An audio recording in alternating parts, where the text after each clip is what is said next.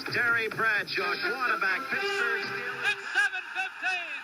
There's a new home run champion of all time, and it's Henry Aaron.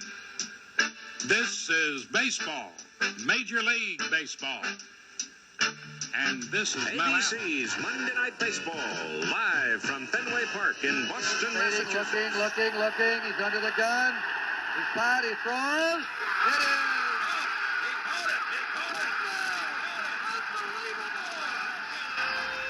It is.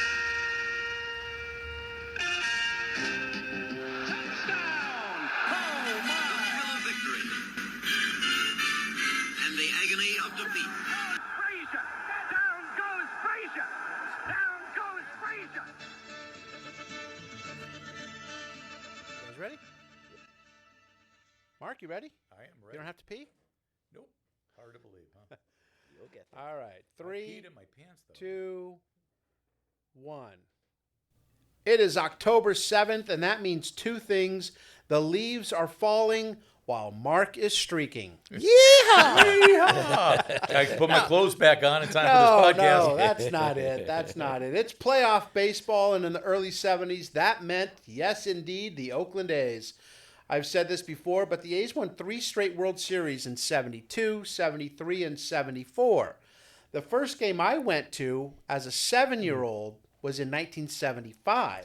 The third game of the ALCS between the A's and the Red Sox, the Sox swept the A's, ending their dynasty. So that's the first game I ever went to was an A's loss that ended the dynasty. And to think you eventually lived in Boston and Yep. covered Yep. the Red Sox. Yep. Wow. Yep. Yeah, my memory of those damn A's was the first World Series team in 72 when they beat the Tigers in 5 games. We should have gone to the World Series that year. Yeah. We lost the first game of the series in extra innings after we took the lead at the top of the 10th.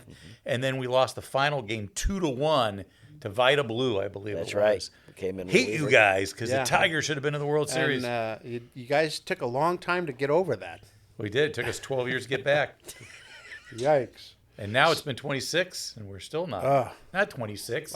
84. It's been 40 years we haven't, Mark, has it we haven't really? won a World Series. Has it really been that long? 40 years since they've 35 won a since World my Series.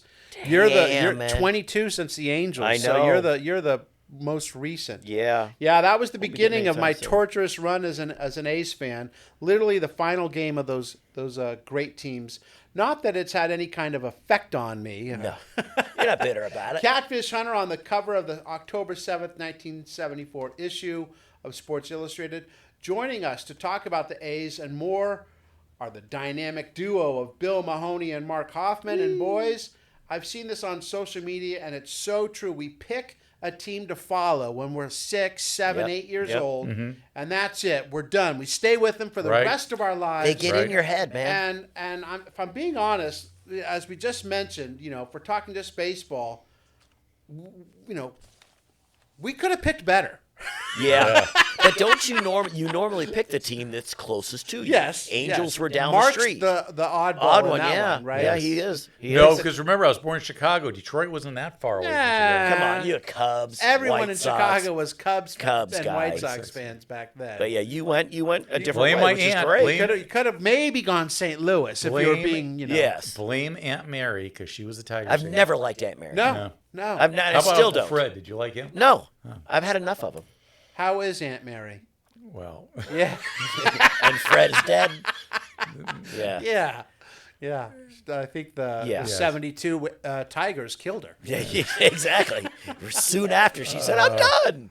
Lots more to talk about with the A's. Joining us as well will be Jason Turbow, who wrote the book on that A's dynasty titled Dynastic, Bombastic, Fantastic, Reggie, Rollie, Catfish, and Charlie Finley's Swingin' A's. It's a great book. Right isn't there. it, Billy? Yes. Oh, Upside yes. down. Yeah. It's You upside wanna- down, there. by the It's way. upside down. Sorry. Not that second anyone time can I- see it here. The second time I've done that, I already got yelled at by my daughter for that. Nice. Yeah. I went into a little I mean, cart, it's funny. Obviously, if you're an A's fan, it's a must read. But if you Yes. just like baseball Oh, from she's a that great book. era, No. it's just wonderful. It's not like, you get books about teams and it's all glowing. Oh, and they were so good. And then no, this is an honest look back at a team that appeared to hate each other, Right. and then they win World Series. Right. The fight that The whole idea of chemistry. But the fight that Epstein and Reggie Jackson had, Yes. punching him in the face on the ground, and they're like, I mean, you don't hear that. Rollie Fingers and Blue Moon Odom, just you get those, and you're like, dang, these guys hated each other, but they sure knew how to play. Yeah. That's all that matters. That's true. But I'm going to tie in the Tigers to the A's later Good, on. and you should. And it'll be very interesting how I tie it in. Okay. Oh, there's I'll a be tease. the judge of that. All right, you be the judge of that. Lots more to get to You got when it A's comes to the colors A's on. and more when Jason joins us in just a few. But all first agree. up, get your pencils out and your scorecards. But wait, before that, Mark, let's make some money, shall we? Let's get an ad in there. Well, so this is an ad. It looks to me like, remember those Bullmaster ones? Like they had two strings and it was something like Bowflex? that. Yeah, Bowflex. Bowflex, yeah. And you'd stretch from it. This is an ad it's called the Bull Worker, and it says an expert answers your questions about muscles. And our file shows that thousands of readers like yourselves want to build big, bulging muscles and achieve physical power like their favorite athletes. So we decided to ask an expert. The guy's name is David Prowse. He's a 3-time British weightlifting champion and leading fitness expert, and he has his whole answers to why this is the best equipment to use. Now, why do you think I bring this up? I have no You want idea. to pump iron? Okay. I bring this up not because of the instrument that will make you stronger, but the weightlifting champion, David Prowse. And it's very apropos now because we have just lost a great actor in James Earl Jones. Yeah. So my question to you is, what do James Earl Jones and David Prowse have in common? Darth Vader. Bingo. Oh. David Prowse was Darth Vader, and they actually used his voice initially, but he sounded too English, so then they got James Earl Jones and dubbed all his dialogue. But David Prowse in all those movies, he's the man in that outfit walking around as Is Darth it really? Vader. Yep. And James Earl Jones just does the Just voiceover. does You know, the voiceover.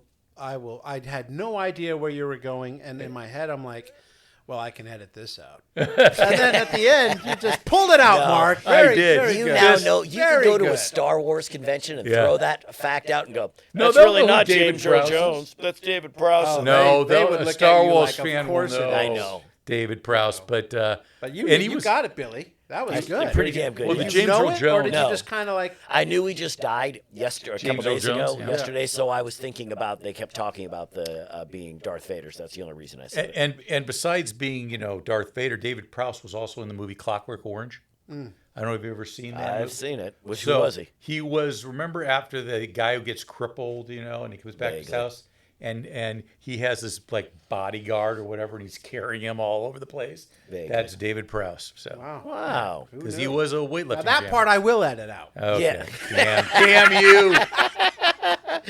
Malcolm just stop McDowell and- was then calling. stop He's and go, upset. Thanks, Mark. Next Moving on. scorecard. Let's get our scorecards out, shall we? Bill, you go first. Okay. Now, I don't know if they do these, but, I've always wanted to be part of one. It's the old spitting, belching, and cussing contest. Yes. Used to be held out there in Colorado. Yeah. One dude, who cares his name, he spit 33 1/3 inches. That's how far he spit. Inches. Inches. Yeah. 33. I don't think, would it be feet?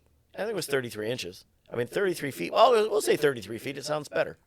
I think I could do 33 inches. I think you're at 33. We'll go with 33. 33 feet, 3 inches. You got it. I was Yeah. looking at it wrong. There you go. Feet. Yes. Feet. That- Feet. The only guy. Man, I wasn't going to think of. No, he couldn't do it. But there's the other guy, Chris Gossett. He won the belching competition. He also won the cussing competition.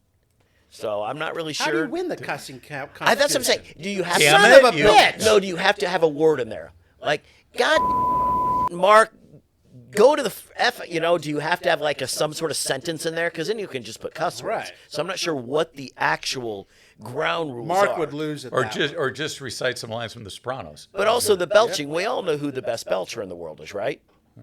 Booger. Bugger. Booger from Revenge of the Nerds. yeah. Come on, man. Ogre had nothing on him. You know? See, but what's appealing to this? I don't want to sound sexist, but this is a guy's thing. It sure you don't is. Yeah. See women. Not nowadays. It's like I think that's sexist towards men. yes. Yes. You know Women don't watch the Three Stooges. Men watch the Three Stooges. But you know there's a woman and out there same that with would this. get in that competition and spit like, Yeah. 60 Yeah. feet and go And kiss I'm my bringing butt. her home to mom. She'll love her. Mama? Mark? Well, I got one, which is how times have changed. So Jerry Royce, before he pitched for the Dodgers, was pitching for the Pittsburgh Pirates, okay? And the Pirates had a rule that said that you cannot take your wives on road trips. And he took his wife on the road trip, so he was fined $600. And Royce filed a grievance and demanded an apology. He'll probably get the refund. But think about it today. Think about a baseball team or any sports Yeah. team saying, oh, your wives can't travel with you. Right. Well, that's Yeah. why they end up having girlfriends in all the road cities. It's probably easier. The thing is, it's unfortunate. I took a voice class with Jerry Royce in Las Vegas years ago, and we were there every week. I wish we had done that show back then. Yeah. We used to talk all the time. Yeah. There you go. Good pitcher, good broadcaster. Yeah, he was. Get him Still on is. the podcast. I got one. Tennis. The sport has never been more popular than it was 50 years ago. The National Sporting Goods Association has figures to show the rise may be even sharper among the people who play it. Equipment manufacturers say they probably will gross more than $366 million, a 30% increase over 73. About $225 million worth of rackets and balls will be sold. I played tennis as a kid, not all the time, but enough to know how to play. And I tell you, I go by a tennis court now, and it's either empty or Well, you know why? Pickleball. It's pickleball. pickleball. Do you still play? Can you still play tennis, Scott? I could play. Pickleball is tennis for people who don't want to move. Oh, is that way? I've never played it, so I don't Yeah, but I'm good. I have a really good serve in pickleball, and I'm a decent pickleball player. But the problem is, a day later, my Achilles is bothering Yeah. me, or something on my foot is bothering me from the quick movements. That's because you're I'm old. I know. AARP. Well, 4 years into mandatory retirement. Senior citizenship coming up. I Get got my a senior Medicare. citizenship the other day at a movie. Yeah, you 60. really? at Yeah, movie. 55. Oh, 55. Wow. Denny's can get a Grand Slam 55 menu. They Yes. say it all comes back around. Right? Yeah. Don't When you remember get it, to but you do 90, it's everything's free. it. Exactly. They say thank God And you're you have still no around. teeth to chew any of the food in, so it doesn't matter. They said it. Bill, you go first. Okay, Marty Howe, on his father and teammate Gordie Howe, which we've talked about a lot in the show, says he's built like no one else in the world. His arms start at his ear. That I'd like Yes. to see. I would like to see that. Yes. Yes, and the Sci-fi movie. Yes. yes, and his elbows are always out. And sharp. What do they say? Sharp elbows, Yes. right? Yes. Mark, what do you got? I got Danny Murtaugh, who's the manager of the Pittsburgh Pirates. And, he says, I'd like to have a fellow who hits a homer every time at the bat, who strikes out every opponent batter when he's pitching, and who's always thinking about 2 innings ahead of time. The only trouble is to get him to put down his cup of beer and come down out of the stands and do those things. It's so true. It's so Yeah. true. Hey, man. Murtaugh, man, what's your problem? I could have strut that guy out. Get in a better pitcher. Fans are just So unrealistic. yeah. And we've all done that ourselves.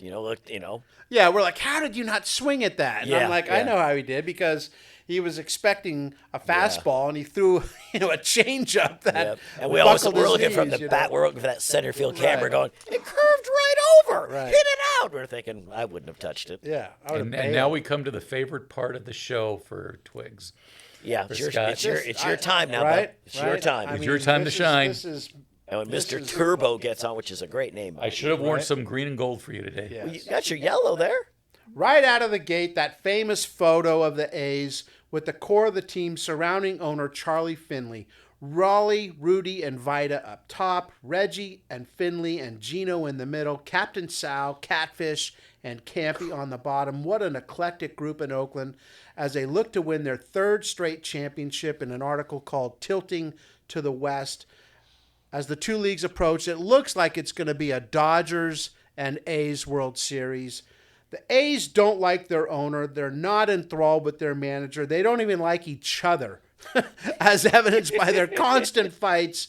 But they do one thing better than fight, and that's win games, thanks in large part to their incredible pitching staff, led by the guy on this week's cover, Hall of Famer Catfish Hunter, won 25 games in 1974 when wins was actually considered an important statistic in baseball. Ken Holtzman and Vida Blue are the other two stalwarts that start with Rollie Fingers, the stud in the bullpen. But they were just, I mean, they had everything, but they started with that pitching staff. And then about the only other team that could compete with them when it came to pitching, the Orioles. They turned out to win the AL East. They beat the Yankees. They had Palmer, McNally, Cuellar, and Ross Grimsley was coming into his own. Over in the National League, Dodgers ran out to a big lead over the Big Red Machine and were able to hold off the Reds, while the Pirates started slow, overtook the Cardinals down the stretch to win the NL East.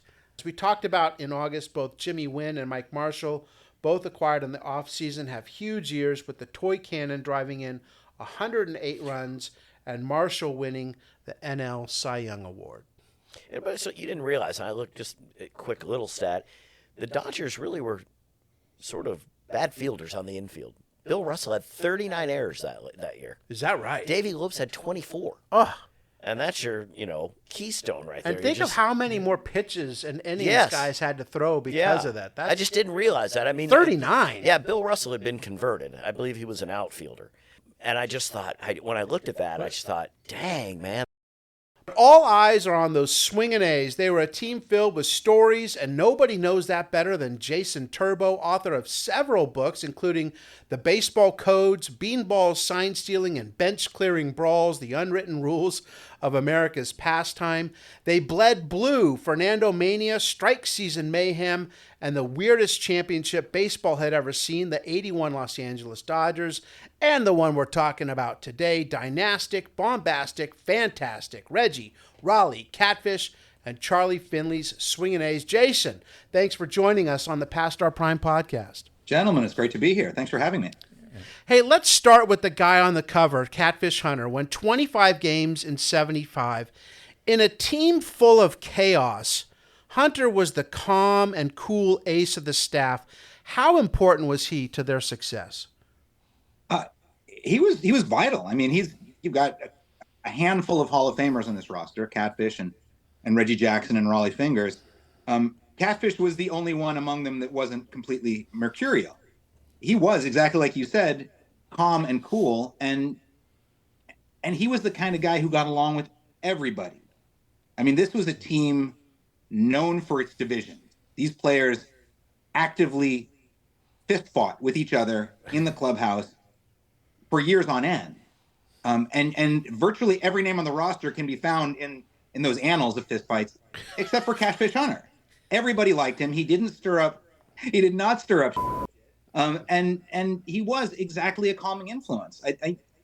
It's not unfair to say that the two things holding that team together emotionally were a collective hatred of Charlie Finley, the owner, and a collective love for Catfish Hunter. That's a great way to put it, yeah. Now, of course, his given name was Jim Hunter, but he will forever be known as Catfish, a nickname he had because he just loved to fish, right? No, that wasn't it. How did he get that nickname? Jim Hunter was a schoolboy phenom in Ahoskie, North Carolina. Getting a little deep in the weeds here, he had a hunting accident in high school where he blew off some toes, had a bunch of buckshot embedded in his foot while he was roaming his family farm. He was a farm boy, and he did love to hunt and fish. And Charlie Finley, after this accident, was the only big league owner to really take notice of this kid. He traveled down to North Carolina. He wined and dined him. He visited the farm, and he signed him to a massive contract when Hunter was still a teenager, before he'd ever, he never played a minor league game before he reached the big leagues. Before Hunter joined the A's, Charlie Finley, who was very enamored of the idea of having nicknames for his players, asked, "What do you like to do?" And Catfish Hunter said, "I like to hunt and fish." And on the spot, Charlie Finley came up with this wild story about when he was a boy, how little Jim ran away from home and he was gone all day, and his parents finally found him down by the fishing hole with a long string of catfish. And this is what Finley fed him, literally, as with contract in hand. Before Finley would accept the contract from Hunter, he said, "This is your story." Hunter thought it would go away; it'd be forgotten almost immediately. And as with many of Charlie Finley's fancies, it was not forgotten. It was promoted, and it actually turned out pretty well. I mean, we all know him as Catfish Hunter now. Mm-hmm. He didn't mind it very much. The only person really to mind the nickname was Jim Hunter's mother, Lily, who said something along the lines of, "My boy never ran away from home, and don't you dare say that he ever did. And Jim is a lot prettier name than Catfish anymore."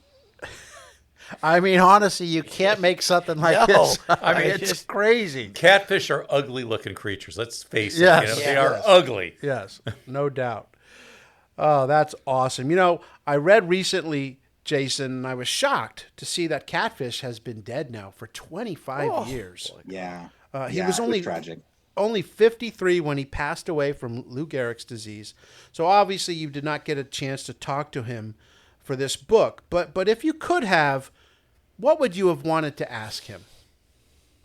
I'd ask him the same thing I would ask all the old timers. I mean, there were, I think, 16 players who were part of all 3 championships. And then a handful of them had been around much longer than that, back to the Kansas City days, including Hunter, just to find out what it was like so early on. Finley was not always the evil despot of the owner that he became. And he honestly became a caricature of himself at some point. But in the early days, he was incredibly generous. He was really singularly minded on the fan experience. He improved the ballpark in Kansas City. He was very generous with his bonuses to his players. And Catfish Hunter was part of that. And I would like to get more of that perspective. I mean, all anybody remembers now is what a jerk Finley turned out to be, all of which is accurate. But he started off as someone different.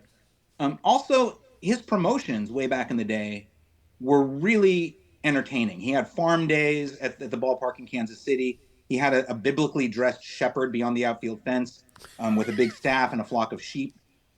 And one of his promotions involved signing then 50-something-year-old Satchel Paige to a big league contract, and he pitched a handful of games for the Kansas City Athletics. He stuck a rocking chair out in the bullpen for Satchel Paige and got a woman dressed up in a nurse uniform. She might have actually been a nurse to stand alongside him. And in an enduring picture, he had an 18 or 19-year-old Catfish Hunter sitting on Satchel Paige's lap. Oh, God. It's one of the great photos of the time. And I would love to ask Catfish, what was happening there? What was going through your mind? Like so many inner details that are worth exploring. Everyone thinks of Charlie Finley and the Oakland A's, but when he bought the team, they were the Kansas City A's. The groundwork that he laid for the franchise in Kansas City, did that serve the basis, the foundation for all the success he would see in Oakland? Yeah. I mean, Charlie Finley was a self-made millionaire, right? He took himself up from nothing via his insurance business. And at some point he needed to offset gains with, through Charlie O. Finley and Company Insurance. So he spent profligately on player signings for the A's. He led baseball in doling out signing bonuses. And that's where he acquired his core. He then transferred that money from player acquisition to player development, and eventually just to player retention. And it was a nice model that he developed that started in Kansas City and carried right on into Oakland. You mentioned a little bit about what Finley did. I also read your book that he did fireworks. He had little texts on scoreboards. Why did the other owners not accept him and look at his ideas and go, hey, maybe this would work? Because nowadays they do all of that. Yeah, I mean, Charlie Finley was an idea factory, man. He shot out ideas at rapid fire clip. I think his problem was that he was his own worst enemy. It wasn't that he said, hey, guys, maybe we should consider this one interesting idea. It was that his was the loudest voice in the room, and his ideas never stopped. So while he had many good ideas, he also had many bad ideas. And he was furiously promoting all of them. And before long, the owners couldn't stand him sucking the air out of the room in every meeting they had. And you'll remember, orange baseballs were a thing in the early 70s. That was Finley's idea. He strong-armed that into a trial run during spring training. He even lied to some umpires during one game, insisting that the league had approved their use. The league had not approved their use. They used them anyway because Finley insisted they do. That didn't go over very well. I mean, he wanted to make the bases bigger. Actually, they have recently made the bases bigger. Right. He wanted to make the bases different colors. I mean, he had all kinds of weird ideas, and some of them, like he loved the designated hitter. It wasn't his idea, but he was definitely the loudest voice championing it when it came around. So he definitely had influence, but his legacy in that regard was diminished by his let's call it an abrasive personality. Yeah, for sure. That being said, though, there are plenty of abrasive personalities in the Hall of Fame, and you cannot deny the success of that team and his impact. He did have, as you said, 1,000 ideas, and even if just 3, 4, 5 of them, night games, different colored uniforms, those kind of things. Should he be in the Hall of Fame, in your opinion? No question. I mean, the guy ended up as a despot, but boy, you cannot write the story of baseball in the early 70s without Charlie Finley. And I think that's my number one criteria for any Hall of Famer. Can you tell the story of baseball during their era without them? And he is among the most indispensable names of that era. Yeah, as Woody Allen wrote, it's a travesty of a mockery of a sham of a mockery of two mockeries of a sham. Well said. Were you an A's fan growing up? I was A's adjacent growing up. I was a Giants fan. You're from and live in the Bay Area right now. Yeah, I grew up in the Bay Area. I currently live in the Bay Area. And nothing but love for the A's. Like, for sure, I came to appreciate them in the process of writing this book in a way that I never had earlier. I honestly have more A's memorabilia in my collection than I do Giants memorabilia because of this book. But to say my heart bleeds Kelly Green and Wedding Gown White and Fort Knox Gold, not quite accurate. Ugh! Okay, we're done. Thanks for talking with us, Jason. Sorry. Hey, look. So I'm a lifelong Giants fan. I wrote a book about the Dodgers, for crying out loud. Right. It's not a matter of You got a lot of guts of there. Knowing a good story when you see it, and being able to tell that story. And honestly, this A's story is as good as it comes in baseball. Yeah.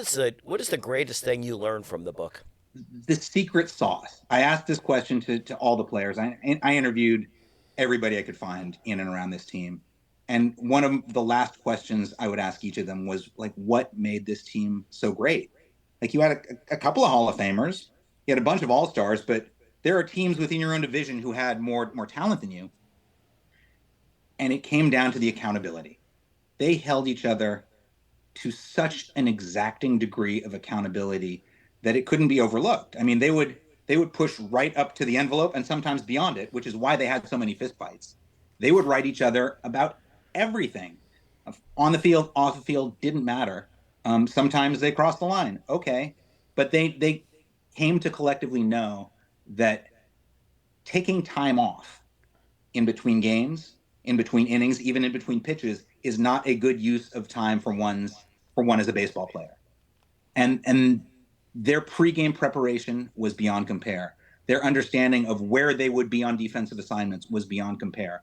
They could throw the ball to the cutoff guy before they knew where the cutoff guy was because they know where he would end up by the time the ball got there. And it was all those little things that got them over the top to win 3 straight World Series, which is something no team other than the Yankees has ever done.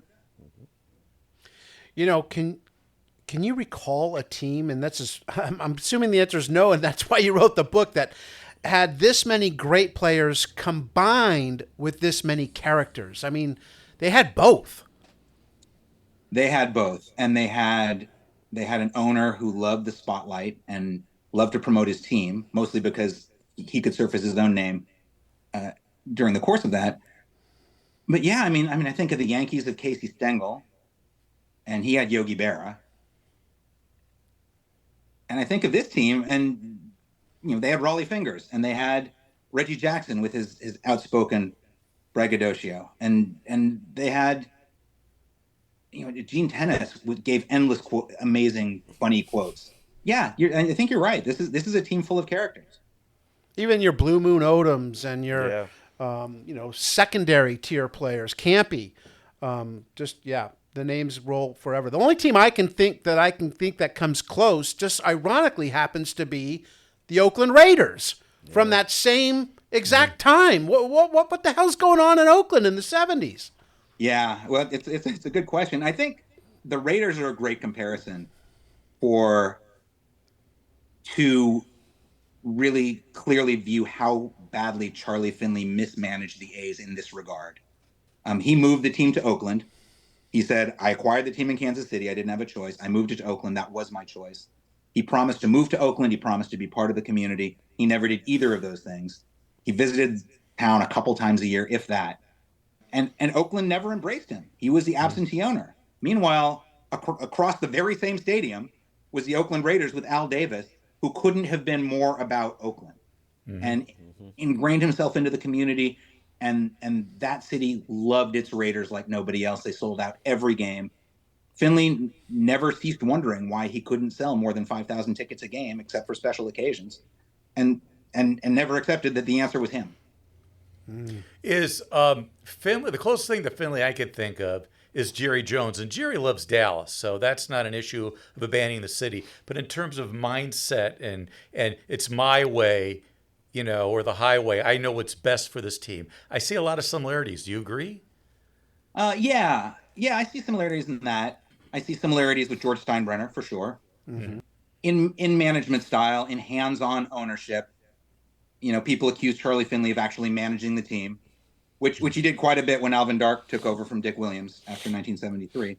I think the difference, and I'm not a Jerry Jones expert, and I'm not even a George Steinbrenner expert, but Finley knew that he wasn't at his core a baseball guy. He was a salesman. He was an insurance salesman, but he was smart enough to get opinions from people who mattered. And he was smart enough to get those opinions even when they wouldn't normally be offered. So he would get on the phone with executives from rival teams around the league, ostensibly for trade talks, and acquire lots of opinions about lots of players. And when he heard something repeated often enough, he knew it must be true. And those were the players he went out and acquired. That's smart. And he served as his own general manager, which is itself remarkable. Successfully. Very much so. And his genius was, he made so many trades. I don't have the numbers off the top of my head, but the A's in the early 70s actually had a tote board on their wall, like a wall of memoriam. That's right. For all the players who had left their ranks. And it was dozens, and then it was hundreds. He acquired and sold and traded and reacquired the same players multiple times over the same season. I think there was 70-something trades over the course of 1972.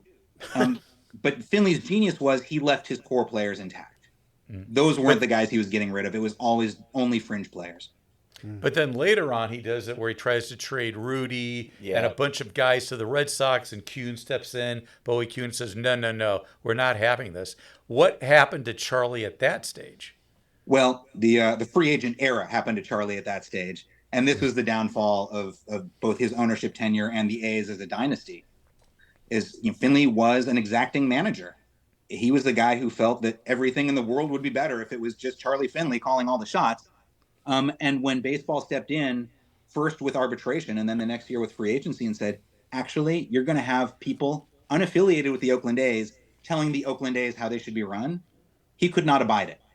And when free agency gave the players a voice in deciding, I want to come back to your team or not, and here's how much money it will take for you to sign me, he lost his mind. He made insultingly low ball offers. He let them sit all season.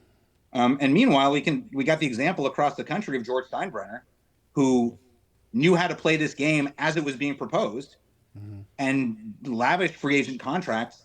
Like within a year, he was winning World Series with Charlie Finley's two best players, Catfish Hunter and Reggie Jackson, and the A's had become a laughingstock. So Finley's response to arbitration and free agency was to enrich himself as much as possible with the idea of eventually getting out. So he didn't even really care if he got quality players in return for trades. He was just selling players at that point. Get a bunch of money. I'm going to sell the team for as much as I would have gotten anyway, and we'll call it a win. I think luckily for everybody, that tactic was called out and overruled. Jason Turbow is our guest. Turbow has also written for the New York Times, Sports Illustrated, and more. Go to his website, jasonturbow.com, for more of his work. Not all of it is sports. I suggest the article on the advent of bagels in New York City and what the bakers had to do when the mafia got interested in making bagels. It's a great read. And how about this? One of my favorites, Kenny Loggins. He wrote the Kenny Loggins memoir, Still All Right. Jason, how'd you get that one, and what was it like to work with Kenny? It was fun to work with Kenny.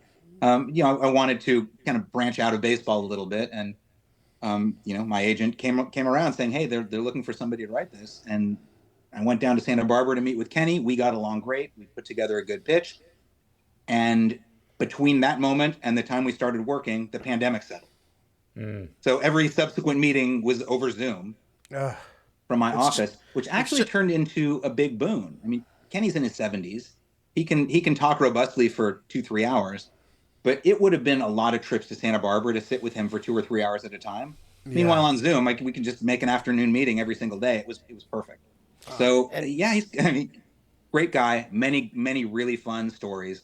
It was nice to get behind the scenes of a rock and roll lifestyle as opposed to a baseball lifestyle. Sure. But it's good to mix things up, I think. But Jason, you come from a sports background with your writing.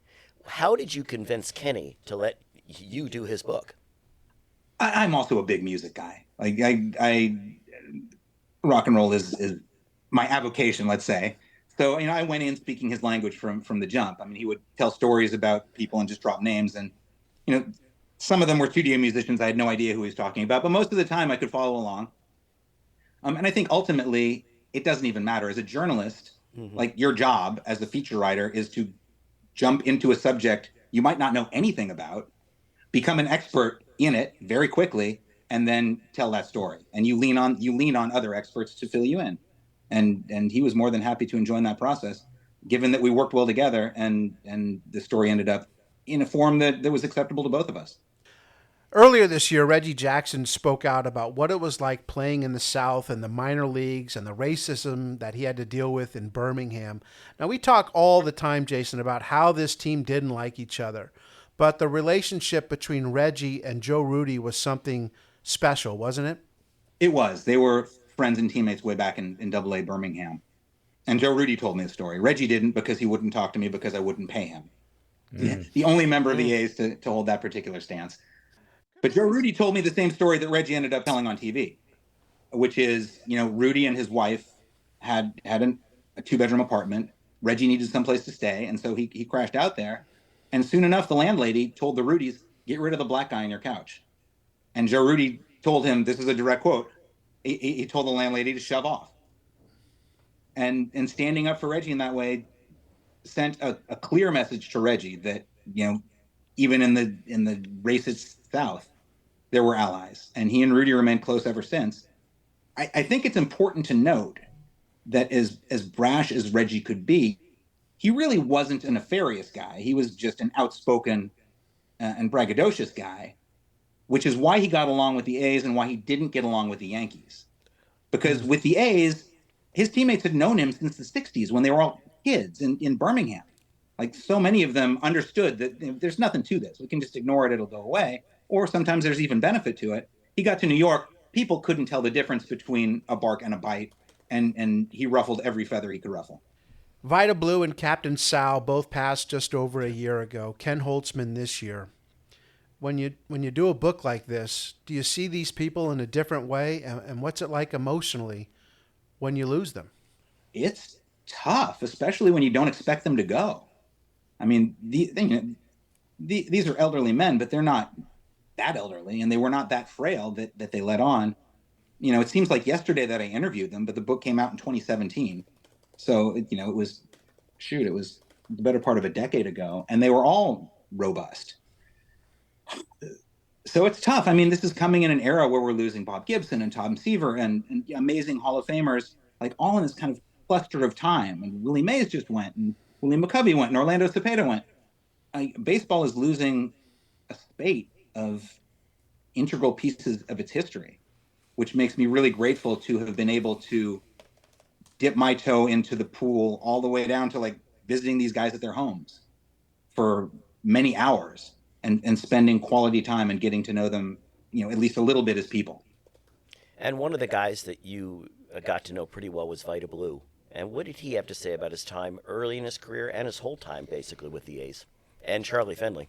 Yeah, Vida's story is a tough one. I mean, there was no better rookie, maybe in history, certainly to that point, than Vida Blue. Mm-hmm. Like he was on track to win 30 games his first full season in 1971.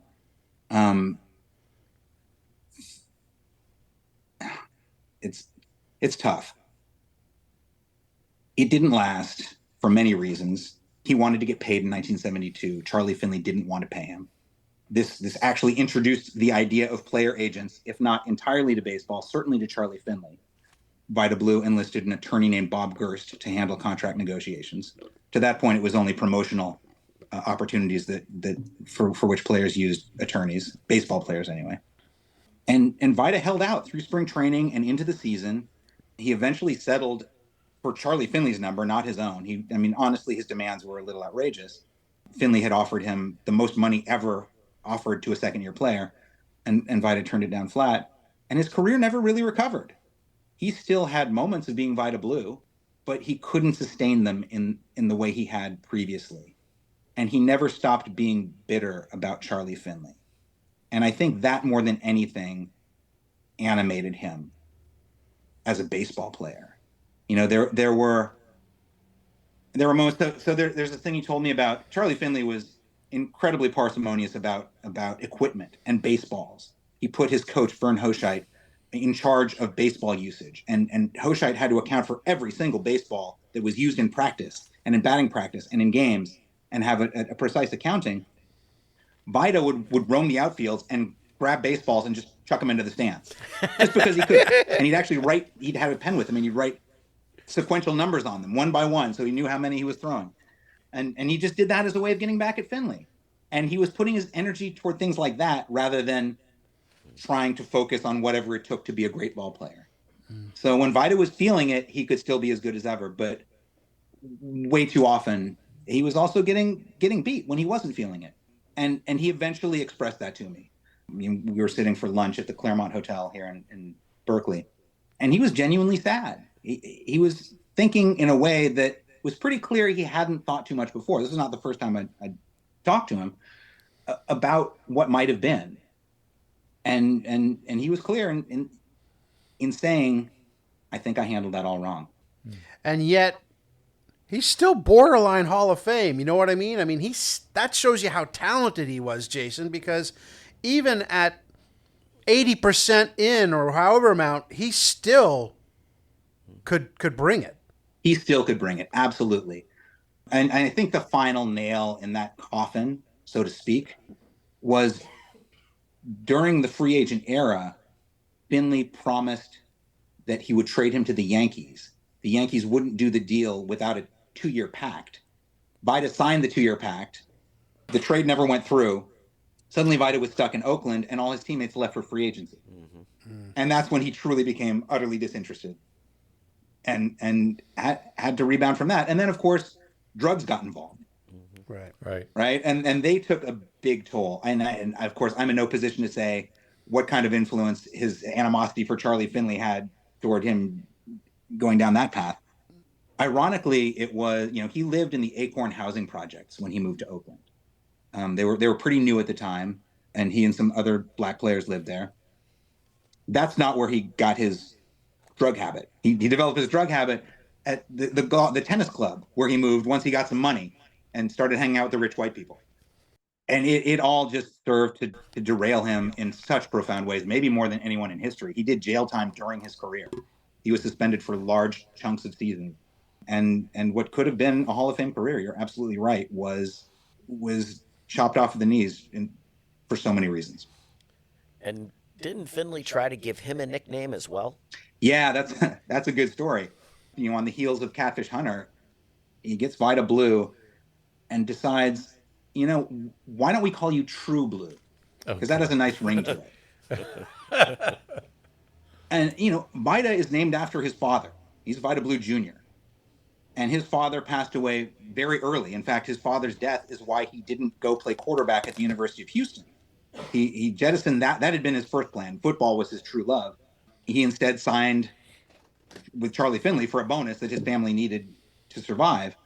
So when Charlie Finley says, your father's name isn't good enough, let's call you True, I'd have said, oh, hell no. Like, there's no way we're doing that. Finley didn't care. He started promoting him as True Blue, and he would put it on the scoreboard, pitching tomorrow, True Blue. Vida had to go around personally to all the reporters in the press box and say, please don't use that nickname. And it came down to a moment when Finley brought his top draft pick one year, a guy named Sugar Bear Daniels. But I think the Sugar Bear nickname preceded Charlie Finley, but I'm not sure.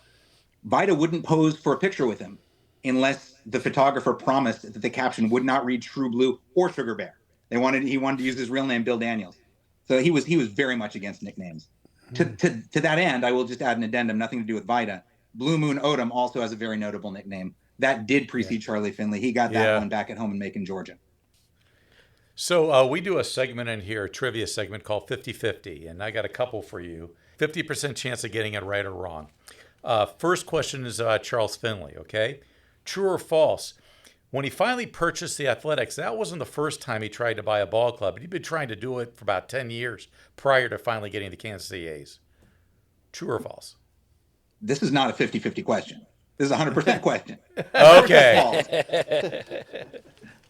So Finley tried to buy the A's in 1954. He tried to buy the Tigers in 1956. He tried to buy the White Sox in 59, I believe. The Angels in 1960. And then finally. Wow. I didn't realize it was that many. Yeah. But the other trivia question I have for you. So in 1963, the A's symbol since the Philadelphia days had been the elephant. But when he moved the team to Kansas City, they switched it for a while to the mules. Was this a politically motivated, true or false reason that he wanted to switch from the elephants to the mules? Well, it wasn't the mules plural. It was the mules singular, the Missouri mule. Right. Kansas City, Missouri. And I'm still trying to figure out where the dividing line in that state is between people who call it Missouri and Missouri. It was a pack animal used in World War I to get over roads that were otherwise impassable for vehicles. And he settled on it because it was big and strong and kitschy, who knows. So no, it was not politically motivated beyond its participation in World War I. Well, they were now, and this might be wrong, but the research that I have here says that he thought there were more Democrats in Kansas City, and the mule was a symbol for the Democrats, so that's why he wanted to switch to the mule while he was in Kansas City. Now, we all know that you can't rely on Wikipedia for the truth in life, but it's an interesting philosophy. I'm not going to say unequivocally that's wrong, but I've done a lot of research on this topic. I've never heard that one. Possibly because I try not to use Wikipedia professionally. So yes, I will actually say that's wrong. Okay, all right. I was just going to say. What are you talking about? Wikipedia is the gospel. Both these questions, I'm like, maybe don't ask a guy that did hundreds of hours of research on this stuff. Hey, you know what? Misinformation is the best way to trip someone up. That's true. Hey, Jason, one last book for you to quickly tell us about, Twin Cities. Tell me about the book and how you got involved with it. Yeah, this is one of the most amazing projects I've been involved with. It is my most recent book. It came out last September from Hachette. It's a story of Charles Adams, who is the head football coach at North Community High School in Minneapolis, which is the poorest high school not only in the city, but in the entire state. It's his alma mater. It's from the neighborhood where he grew up. He led them to a state championship in 2016 after them having gone winless for numerous seasons after he took over the program. It took him just a few years to get there. In so doing, he became the first black coach to win a state championship in Minnesota history. The remarkable part is, while he was doing this, he was also a full-time Minneapolis police officer during the time of George Floyd. And he worked the riots, and he came up with Derek Chauvin. He knew the guy, was not particularly fond of the guy. And the story of how he spent his career, 13 years of his 20 years on the Minnesota police force were as a school resource officer at North High School, at his alma mater. He loved that high school. He loved that neighborhood. He loved those people. And he spent his life trying to raise all of it up. And overnight with George Floyd, because he wore that patch on his uniform, people started to turn against him. And the story of that dynamic and what he went through in those riots and what he goes through to help his community, even just thinking about it now, astounds me. I can't wait to read that. Yeah. Jason Turbow, turbow.com. Go and check out his stuff. Better yet, go and buy his books. Jason, you keep writing them. We'll keep reading them. Thank you so much for joining us today on the Past Our Prime podcast. My pleasure to be here. Thank you guys so much for having me Jason, thank you. Thank you so very much. I'm telling you, if you go to his website, Yeah. be prepared. I hope you don't have to go pick up Callie anytime soon because you're going to go down a rabbit hole Yes. of, oh, that looks interesting. And you too, Mark, because he covers the A's, and a lot of his stuff is the A's Tigers playoffs, like 2012, Yeah. 2013. So, like, a lot of stuff on Verlander. And, Right.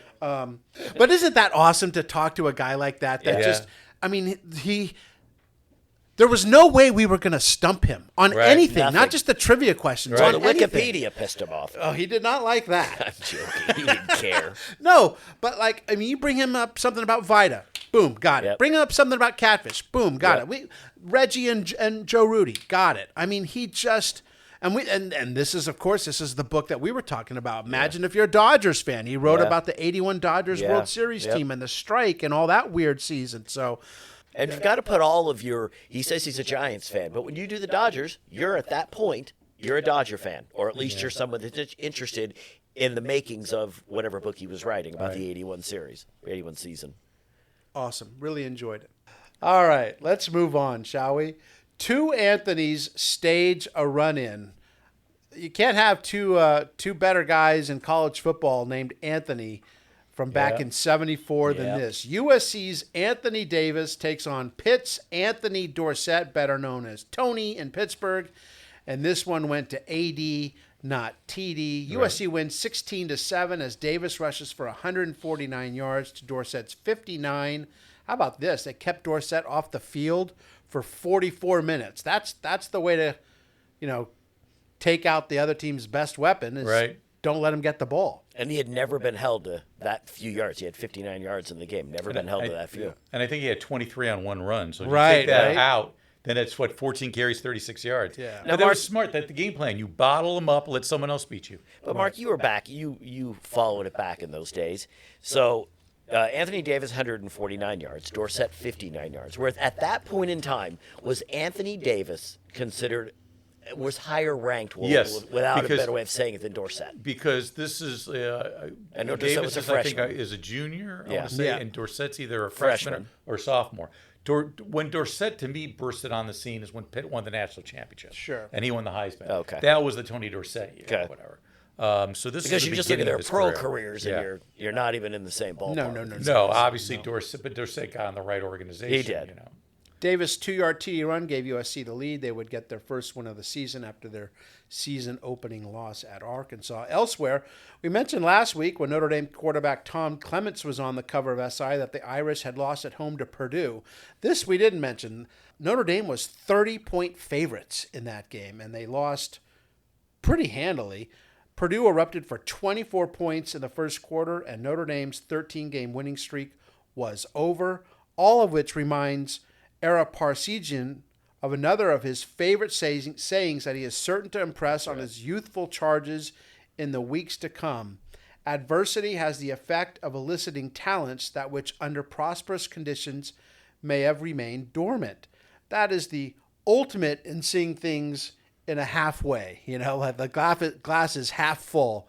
And 50 years later, Frank Alaco, the Notre Dame backup quarterback who became a legendary high school basketball coach, recited that very quote to us just last week. I wonder if he went back I thought about and when read I this, read that thing. but thought I of don't you think so. guys. You could just Yeah, tell yep. that quote, either he said it a lot, which probably he did. Yeah. He didn't have to say it that many because they didn't have too many losses. Yeah. Just what an impact it had on Frank and other players that played for Ara. Yeah, when I heard it, when I read it, I thought of you guys because I thought, yeah, that is the quote. And now every time I hear it, I think of Alaco and I think of you guys. Yeah. Right, and I think Parsegian was sort of the end of the road there at Notre Dame. He was Right. going through a lot of stuff he wasn't the same guy. I think mentally he had to, all the stuff that he was dealing in his personal life and stuff. Well, they're coming off a national championship, and at that point, that's the pinnacle. And maybe at that point, he had issues with a sick grandchild, and your focus. And I think 3 of his friends had died. Yeah. I think Yeah. Cool Hand Luke meets Luigi. Mark, Paul Newman was a movie star, but he had a love for racing cars, as do so many. Oh my God! I mean, there were a lot of actors during this stage that were big into auto racing. Steve McQueen had an auto racing movie. James Garner had an auto racing movie, and obviously Paul Newman, who competitively raced, had a auto racing movie. So they all had this real love for that. And I don't know, maybe these guys hadn't been actors. That's something they would have done. What it is about auto racing? It is the attractive, I mean, it's because we've read so much where guys get killed. Wonder what the. Well, I the can tell attraction is to you it.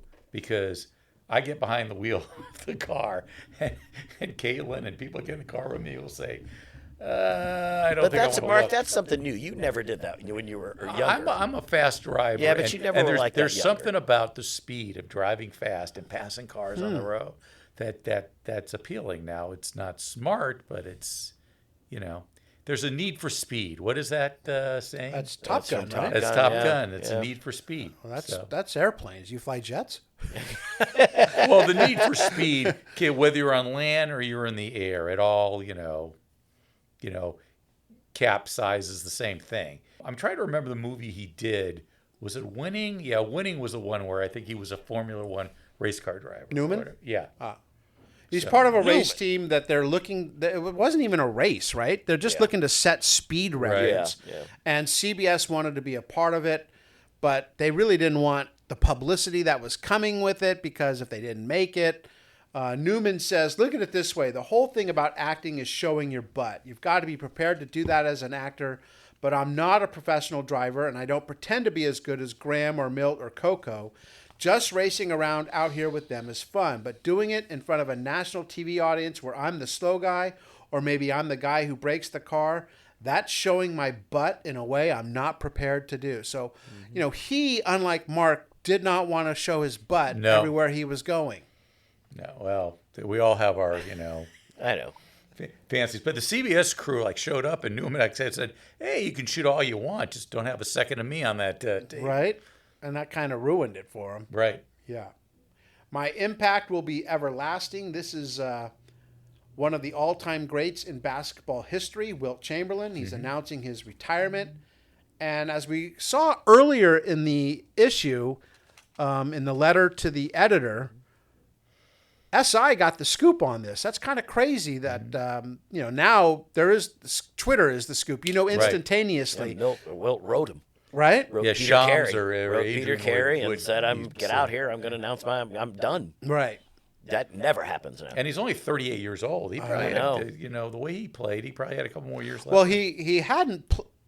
He played for the Lakers in '73. Yeah. Coached in the ABA in '74, and now he was done, satisfied with his health, his financial success, and no longer, interested in the grind of pro basketball. He talked about how when he first started, they played this many games, and now they play this many games. Well, when he went to the San Diego Conquistadors, I thought the goal was he would play and coach. Right. And the NBA said, "No, you're still under contract to the Lakers." So he said, "Okay, you can't play." Right. Okay, so I'll just coach. Still weighed 285. He's a specimen. Big man. Know that. But he didn't miss the pressure of playing, doesn't want to get into TV or politics. Things did not end well with Jack Kent Cooke and the Lakers. I don't know if there was a lawsuit, but there was talks of it. And being a coach, his players were asked about him. Where's Wilt? Why is Wilt not here today? What's he like as a coach? So the focus was rarely on the team. It was always when he was the coach of the Conquistadors, it was on him. He helped out a lot of people. He was good with women and but go on, Oh, Mark.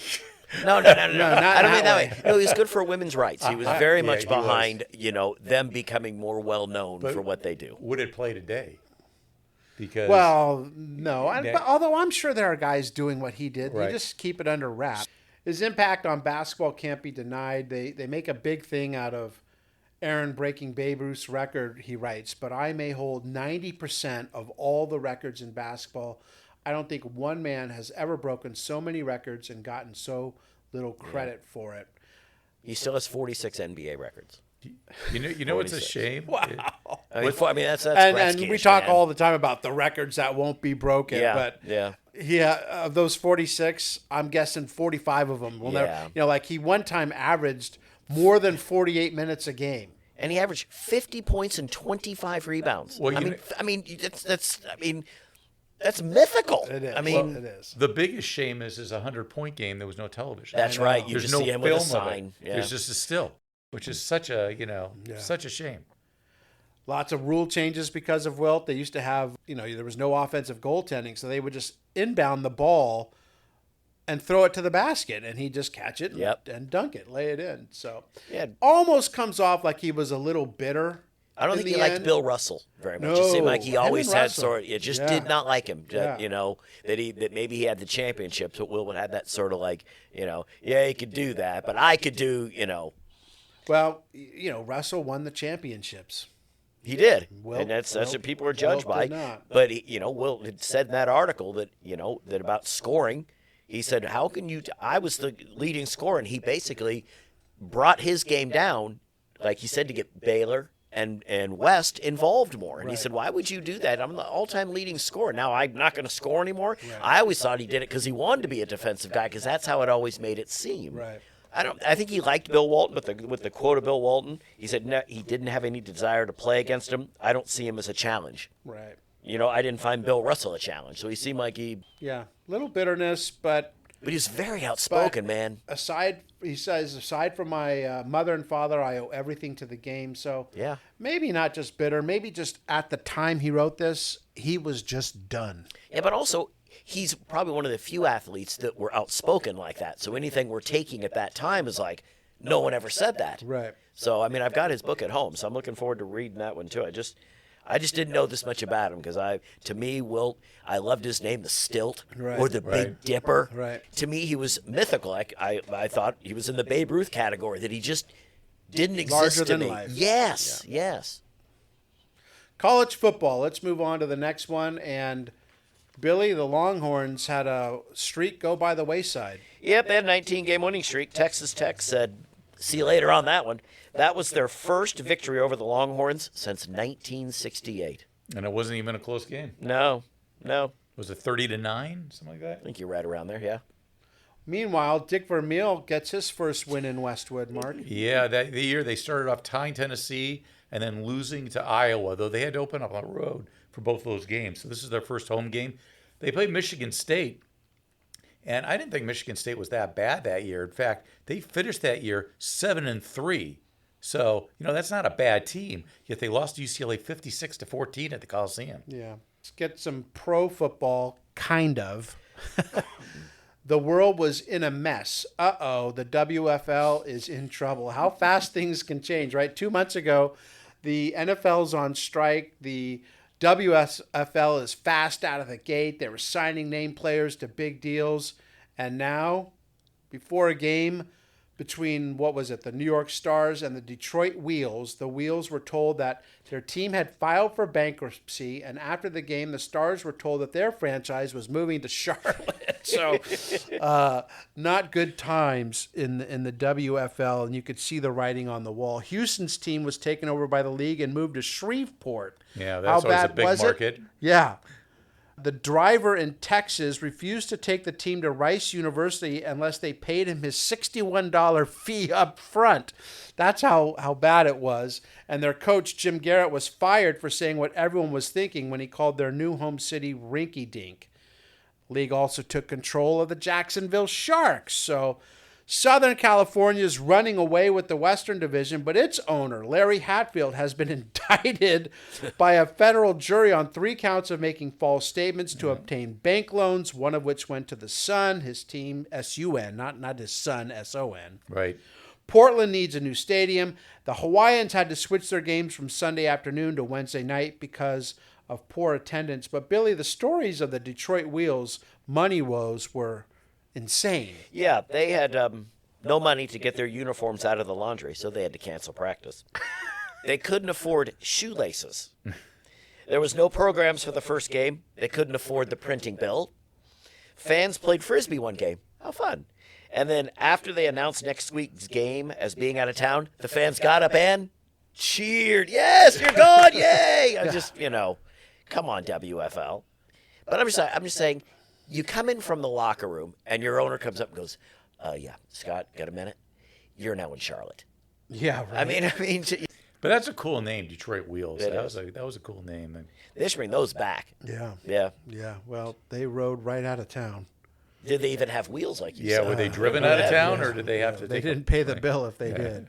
Baseball. Let's talk about the end of the regular season is coming up. We spoke at length about the postseason, and we know how it ends. But before we get to the World Series, we got to get to the World Series. Mike Marshall, he says 2 words we all kind of thought were coming, wasn't it? Yeah, he says he's tired. No kidding. Because he was too tired to appear in 6 games, increasing his record total to 105, and he had 2 wins and 1 save. Yeah. No, he said he was not too tired to appear in 6 games, Right. increasing his record total to 105 and had 2 wins and 1 save. Yeah. So Today pitcher says I'm tired if they pitched more than 150 innings. I think your middle, like your setup guys or whatever, they're probably pitching 70 games, 65 to 75 games, somewhere in that range.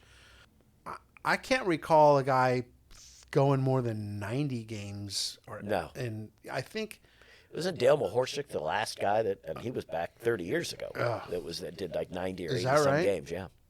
about 100. He would pitch one more game, 106. And as we've mentioned countless times, he won the Cy Young that year. Billy, Nolan Ryan's all right. last game of the season. Well, he says he's going to let it all hang out. We all know Nolan Ryan. He said that before facing the Twins, and he did that. He struck out 15, walking 8, while hurling his third no-hitter in 2 years. Score 4-0. Well, when Nolan Ryan says, I'm going to Yes, let it all you're hang done, out, man. You're hang done. out, it's different from when I say, I'm Yes, going to let it all hang out. But you think he struck out that many and walked 8? I don't know how many pitches he threw. It had to be 160. I mean, that's just. I mean, yeah. And God knows how many 3 ball counts had Oh. in all this as well. Yeah. I mean, you just 15 strikeouts on alone. Most guys now, if they were to strike out 15 guys, they're walking 1-2 guys. Yep. I mean, 8. you can see the 8 means that he didn't have pinpoint control, and so that means a guy who throws upper 90s. Yeah. And the batter's going, I don't know where this is going because he doesn't know where this is Right. going. And the manager never comes out of the dugout. Never. He just knows, he walked another guy. It's like when John Kruk came up to bat against Randy Johnson in the Right, All-Star right. game, and he was just like, he was backing away from the chance. pitch. Just strike me out. I'm done. Yeah. Mark, Sparky Lyle? Yeah, I just think I didn't realize the Yankees had so much camaraderie in their clubhouse. Apparently, Sparky Lyle, their ace reliever, saw the legs off of Bobby Mercer's clubhouse rocking chair. I guess they did a lot of time. Maybe if he wasn't sawing the legs off the chair, they could have made up that half a game difference between them and the Orioles. For the a great record, season. Mark, you go first. Howard Schnellenberger, who I don't know if a lot of people know who he is, but he was the head coach at the University of Miami, and he gets fired, okay? Well, he was actually the head coach of the Baltimore Colts at the time. He gets fired. It looks like, okay, maybe that's the end of his career. Maybe he's not going to coach. No. He goes on to, he worked a little bit in the NFL. Then he goes on to the Miami Hurricanes, who are not a really good football program. He turned them into that powerhouse.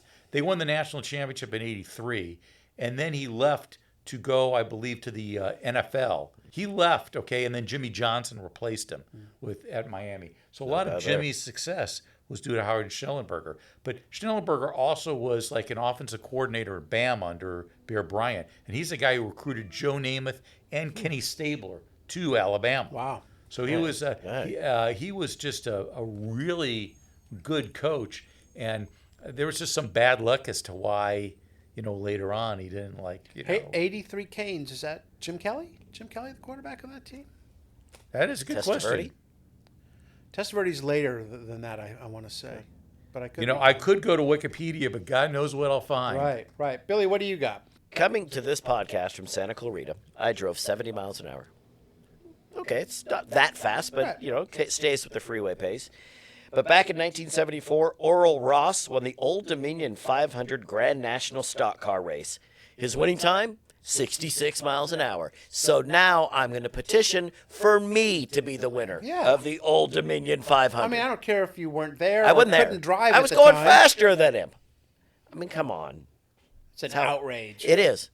I'm not going to take it anymore. I'm going to change it on Wikipedia to Bill Mahoney wins. Okay, so Probably could. by the way, according to Wikipedia, take it for, you know who the quarterback on that 83 Miami Hurricanes team was? Huh. It was not Kelly, but it was someone who did play in the NFL Steve for many Walsh. years. Many years. Had really kind of a frilly, kind of curly hair. Bernie.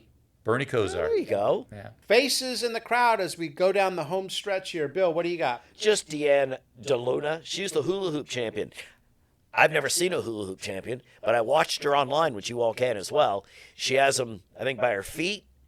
And this isn't one or two. This is a whole bundle of hula hoops by her ankles, by her abdomen, by her chest, and she's also doing one in her hand. So Above it's her all head? going at the same time, man. And I think I counted 20 hula hoops on her whole body doing that. So that's quite impressive since I can't do one. Hula hoops. I bet you could do one. No, we have a hula hoop at home, and I can't. Hula hoops were fun. I used to They love were. them. As a kid, I dominated them. Nowadays, I'm like lame-o.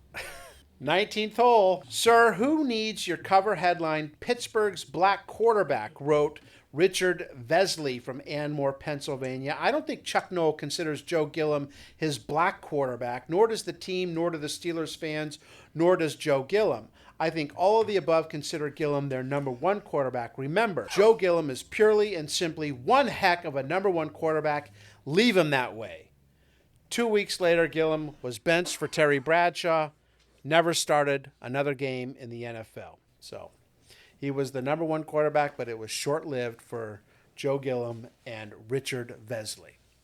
That's going to do it for this week in October. I want to thank once again our guest, author Jason Turbow, who joined us to talk about that great group in Kelly Green and Yellow, the Oakland A's. They played their last game in Oakland last week. A sad day, yeah, probably. A sad day for A's fans like myself who grew up watching them at the Oakland Alameda County Coliseum. For Bill, for Mark, I'm Scott. That's Jeremy over there trying to stay awake, and we are past our prime.